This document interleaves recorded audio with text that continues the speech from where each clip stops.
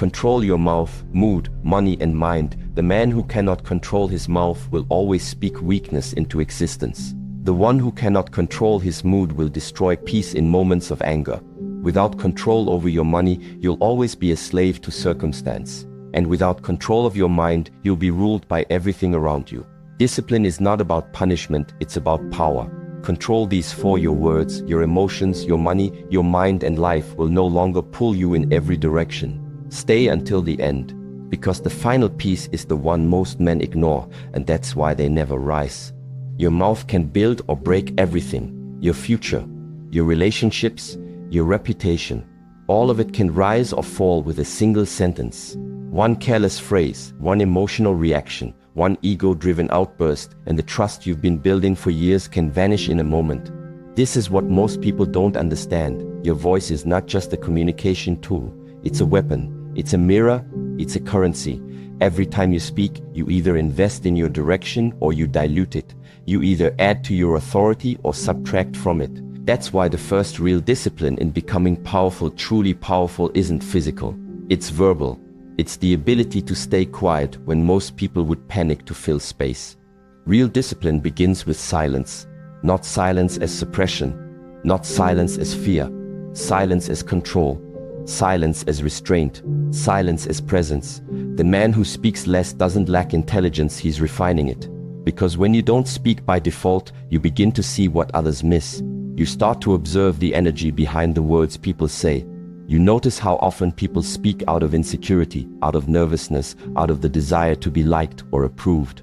You see how much of what's being said is reactive, not intentional. And more importantly, you start to catch your own impulses. Your own urges to interrupt, to defend yourself, to justify your decisions, to appear clever or strong or wise. And once you become aware of those impulses, you can begin to rise above them. The untrained man speaks to prove. He spills his thoughts in every conversation. He argues every challenge. He explains his every move. Not because he's powerful, but because he's insecure. And insecurity always talks too much. It needs to be heard. It needs to be validated. But the trained man, the man who has faced himself, who has sat with his need to be right, his urge to be seen, his temptation to dominate, he chooses when to speak. He doesn't react to everything. He doesn't chase understanding. He doesn't fight for space. Because his power is internal. His words are chosen, measured, aligned. And because of that, they land heavier. People feel them, because they come from a calm mind. And calm minds are rare. But a calm mind cannot exist in someone who always needs to be heard. The man who never stops talking never hears himself. He doesn't hear his thoughts. He doesn't feel his own nervous system. He doesn't realize when he's leaking energy, because he's too busy pushing outward to notice what's happening inside. And eventually that cost catches up. People start tuning out. Respect fades. Influence thins. He talks so much that his words lose weight, and when he finally does have something to say, no one listens. Because power is never found in volume, it's found in precision. So here's the rule. Every time you speak, ask yourself, does this build something? Am I building trust, building direction, building a standard, building clarity? Or am I just reacting? Am I defending my ego? Am I trying to get approval? Am I wasting words on people who don't value them? Next question, does this protect my energy? Is what I'm about to say going to pull me out of center? Is it going to create unnecessary drama, tension, or distraction? Or will it move the conversation, the moment, the mission forward? If the answer to either question is no, don't say it. This is not about becoming silent forever. It's about becoming surgical. Powerful men don't need to talk much. They speak when necessary, when purposeful, when impactful. Their words come from rooted energy, not scattered emotion. And because of that, their words carry force. They cut through noise. They settle tension. They don't entertain confusion, they resolve it. That's what your voice is meant for. Not just to be heard, but to lead, to align, to instruct, to bless, to defend, to end what needs to be ended, and to begin what needs to be born. But it all starts with discipline. And verbal discipline is the highest, most underrated form of strength. Most people can't hold it. They panic in silence. They feel invisible if they're not speaking. But when you master your mouth, you master your future. You speak less, and everything you say starts to build something. You waste less breath, and your energy gets sharper. Your thoughts get cleaner. Your impact expands. Because people start to realize when this man speaks, he means it.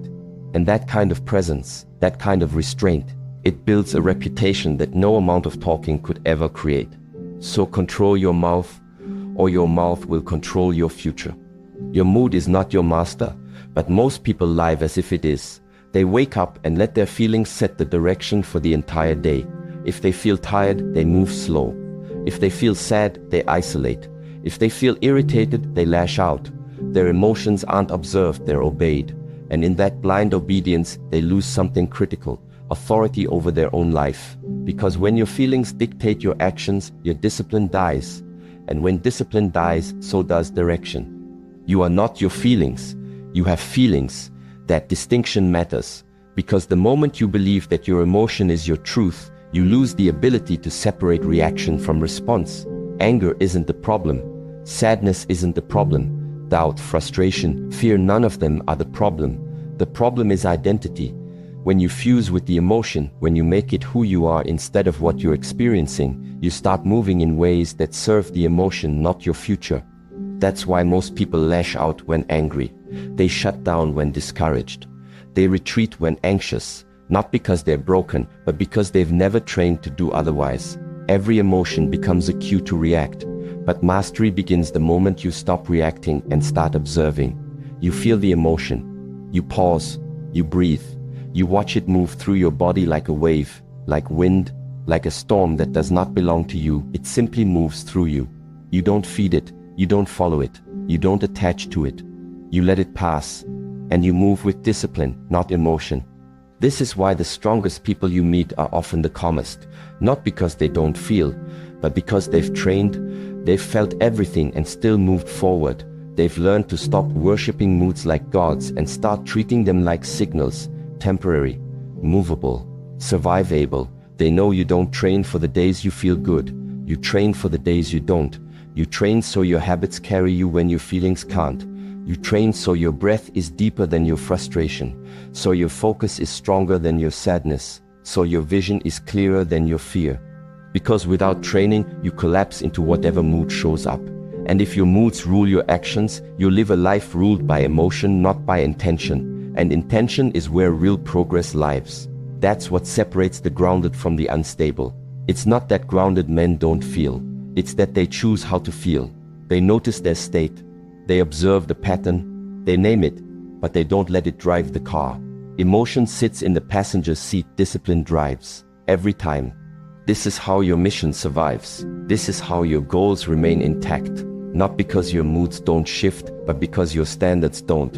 When you feel unmotivated, you still train. When you feel discouraged, you still show up. When you feel unseen, you still build. That's how you move from emotion to execution. That's how you turn pain into power, not by denying what you feel, but by refusing to be owned by it. Control your mood, or your mood will control your mission. It will convince you to stop when you need to continue.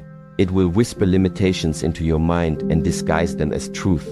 And unless you've trained, you'll believe them. You'll accept the story your emotion offers and trade your progress for comfort. So feel the wave, but don't ride it blindly. Let it move, but don't let it move you off course. You are not the storm. You are the sky it passes through. Still, wide, unmoved. Control your money, or it will own your life. This isn't just about wealth. It's about direction. It's about power. Because money, whether you like it or not, is tied to your decisions, your emotions, your time, and your future. And most people are not broke because they don't earn enough. They're broke because they lack structure. They lack clarity. They lack the awareness to connect their habits to their consequences. So they live in a loop, working hard just to keep up with the damage they keep doing to themselves. They think more income will solve everything. But income without discipline is just fuel for a faster crash. They spend to feel better. They spend to numb stress, anxiety, boredom. A dopamine hit here, a new gadget there, a swipe, a tap, a package at the door, and the illusion of progress. But it's not progress, it's avoidance. They spend to escape their reality, not to invest in a better one. And worse, they spend without knowing why. They don't track, they don't pause, they don't ask, does this align with the life I say I want? And so their days are filled with short bursts of pleasure that cost them years of freedom. Not just financially, but mentally, emotionally, spiritually. Because you cannot build peace if you are always in financial survival mode. Money, like energy, must be directed. Every dollar is a decision. Every purchase is a statement of values. When you spend unconsciously, you live unconsciously. You give your future away, one transaction at a time. Every impulse buy is a moment of undisciplined emotion. Every untracked expense is a crack in your foundation. And yes, it adds up, not just in your bank account, but in your life trajectory. Because a man who cannot master his money cannot master his time, and a man who cannot master his time will never master his mission.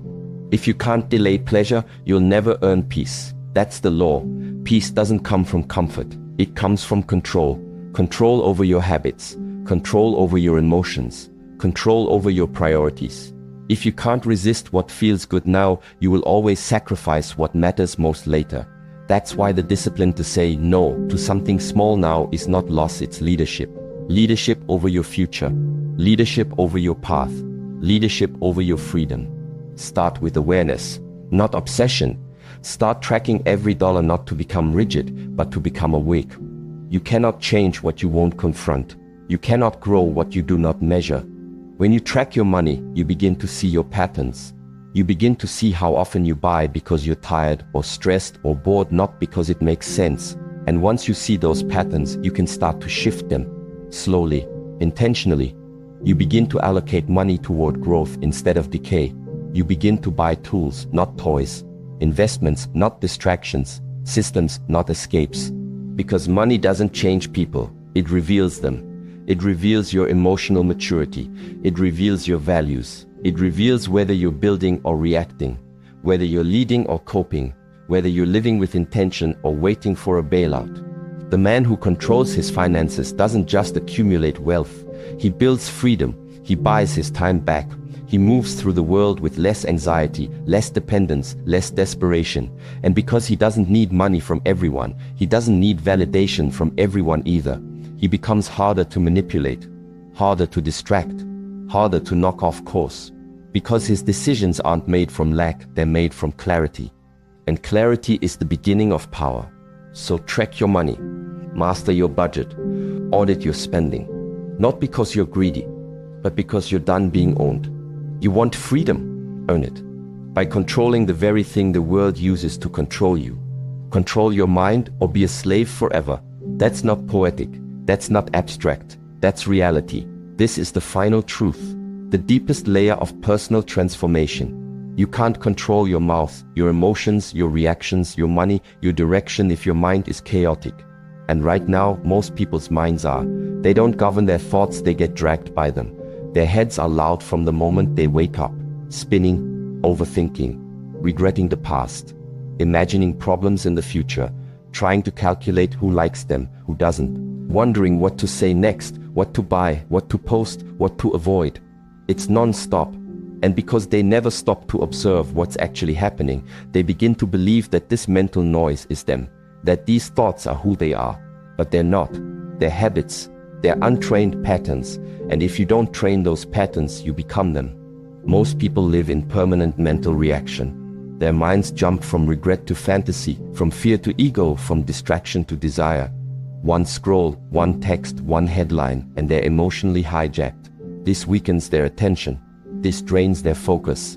And without focus, no meaningful work gets done. Without clarity, no decisions are made cleanly. And when your thoughts are untamed, your direction becomes unanchored. That's why most people aren't lazy, they're mentally scattered. They're stuck in mental loops, convincing themselves they're stuck in life. But they're not stuck in life. They're stuck in thought. And until that loop is broken, no amount of external change will fix anything. The untrained mind is dangerous. It ruins relationships because it projects insecurities, assumes the worst, and overthinks every interaction. It sabotages discipline because it looks for escape, for comfort, for anything but the hard thing. It destroys peace because it never sits still. It drags you through imaginary conversations, exaggerated fears, old wounds, and false narratives. And if you never interrupt that, it becomes your identity. It becomes your behavior. It becomes your entire life. So how do you control the mind? You sit with it, not once, not when it's convenient, but every single day. You carve out time, not for entertainment, not for stimulation, but for stillness. You sit, you breathe, you observe. You stop running from your own thoughts and start looking at them, not judging them, not reacting to them, just seeing them as patterns, as tendencies, as echoes of past experience. And in that seeing, you begin the shift. You begin to create space between who you are and what you think. That space is your freedom. That's the moment your thoughts lose control over you, because now you can see them for what they are: temporary, movable, shapeable. You begin to give your mind structure. You feed it with focus, with repetition, with clarity. You stop giving it garbage, the useless drama, the cheap dopamine, the constant opinions. You remove the junk food of thought and replace it with practice. That's what this is: not a motivational idea, but a training system. Every single time you choose silence over noise, attention over reaction, intention over impulse, you are training your mind. And over time, what used to control you becomes quiet, not numb but precise, focused, clean. And once you control your mind, you control everything else. You speak with intention. You respond instead of react. You move with clarity. Your finances improve, not because you earned more, but because you made smarter choices. Your relationships improve, not because you found the perfect person, but because you're no longer projecting your chaos onto them. You stop chasing peace because you've become it. Everything in your external world begins to shift, not because the world changed, but because your filter changed. Your decisions changed. Your energy changed. Control your mind, or it will control you. It will own your time, your attention, your reactions, your relationships, and your entire path. But when you take that power back, when you sit down and meet yourself every day with full awareness and discipline, that's when the real transformation begins. And from there, you become unstoppable. Control your words, control your emotions, control your money, and above all, control your mind. This is the real foundation of freedom, not external success, not temporary motivation, not attention or approval. Structure, internal structure, the kind that no one sees but everyone feels when you walk into a room, the kind that governs your decisions when no one's watching, the kind that makes you reliable not just to others, but to yourself. If you build that structure brick by brick, hour by hour, day by day, you'll feel something most men never taste: peace without weakness, power without chaos, stillness without detachment. But if you ignore it, if you keep avoiding that work, life will feel random, heavy, confusing, unfair. You'll keep wondering why you're stuck, why your progress disappears, why your mind always feels like a battlefield. But it's not life that's against you, it's the lack of structure within you. You can't hold a strong outer life with a weak inner frame. Without control of your speech, you'll ruin relationships. Without control of your emotions, you'll collapse in pressure. Without control of your money, you'll trade your freedom for pleasure. And without control of your mind, you'll never be able to hear your own direction through the noise of the world. Start now, not next month, not when it feels easier. Now, build the ritual. 1 hour a day, every day. This is where real change begins, not in massive, loud effort, but in sacred repetition. In a small block of time you give to yourself. Time with no distractions, just silence, focus, reflection. No phone, no noise, just breathe. Just structure. You move your body. You sit with your thoughts. You write what matters. You face what you've been avoiding. You ask yourself better questions. And you do it again tomorrow. And again the next day. Not because you feel like it, but because the man you want to become requires it. Train like your life depends on it, because it does. Everything you want, peace, purpose, power, presence, is on the other side of this structure. And if you're reading this right now, it's not new information. It's a reminder of what you already know. Deep down, you've always known you needed to take this hour seriously, that you couldn't keep living on autopilot, that you couldn't keep giving your time, attention, and energy to everyone else while leaving yourself with scraps. This is your call to return to discipline, not as punishment, but as alignment, not to restrict your life, but to build one that can finally expand. If this message stirred something in you, subscribe. Stay connected to the frequency that reminds you who you really are. Not the version they want you to be, but the one you're building hour by hour. And if you're serious about taking this discipline into your daily routine, check the link below. This isn't motivation. This is structure, the only thing that lasts. And remember this: the man who controls his inner world, his words, his thoughts, his energy, his money, doesn't need to control anyone else, because he already controls his destiny.